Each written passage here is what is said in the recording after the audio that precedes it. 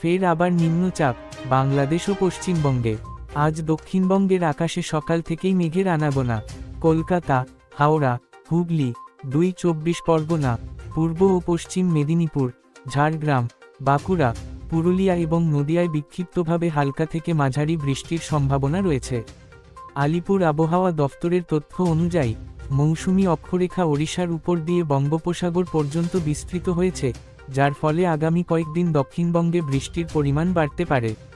বিশেষ করে রবিবার দক্ষিণ ২৪ পরগনা ও পূর্ব মেদিনীপুরে ঘণ্টায় ৩০ থেকে ৪০ কিলোমিটার বেগে দমকা হাওয়া বইতে পারে। এই দুই জেলায় হলুদ সতর্ক জারি করা হয়েছে। কলকাতায় আজকের সর্বোচ্চ তাপমাত্রা ৩১ ডিগ্রি সেলসিয়াস।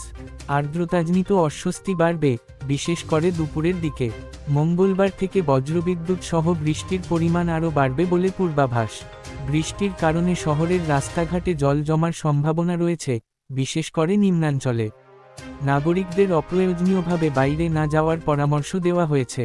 মৎস্যজীবীদের জন্য এখনও কোনো সতর্ক নেই, তবে সমুদ্রের পরিস্থিতি নজরে রাখা হচ্ছে। উত্তরবঙ্গের আবহাওয়া। উত্তরবঙ্গে আজকের দিনটি শুরু হয়েছে ভারী মেঘাচ্ছন্ন আকাশ দিয়ে। দার্জিলিং, জলপাইগুড়ি, কালিম্পং, কোচবিহার ও আলিপুরদুয়ারে ভারী থেকে অতি ভারী বৃষ্টির সম্ভাবনা রয়েছে। পাহাড়ি অঞ্চলে ভূমিধসের আশঙ্কা থাকায় সতর্ক জারি করা হয়েছে। নদীগুলোর জলস্তর বাড়তে পারে, যার ফলে চাষের জমিতে ক্ষয়ক্ষতির সম্ভাবনা রয়েছে। আবহাওয়া দফতরের তথ্য অনুযায়ী দক্ষিণ ছত্তিশগড়ের আকাশে সমুদ্রপৃষ্ঠ থেকে ৫.৮ কিলোমিটার উচ্চতায় একটি ঘূর্ণাবর্ত অবস্থান করছে, যা উত্তরবঙ্গের আবহাওয়ায় প্রভাব ফেলছে।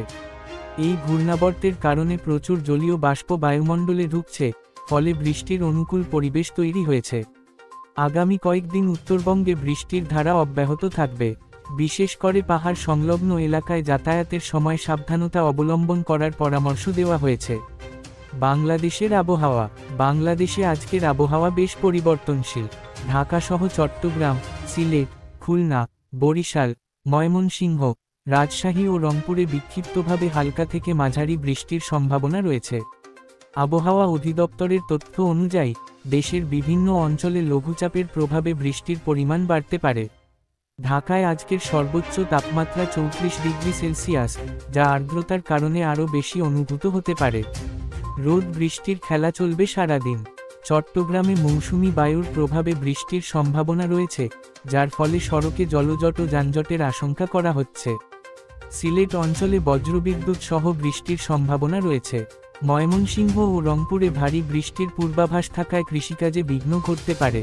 আবহাওয়া অধিদপ্তর ৩ নম্বর সতর্ক সংকেত জারি করেছে উপকূলীয় অঞ্চলের জন্য।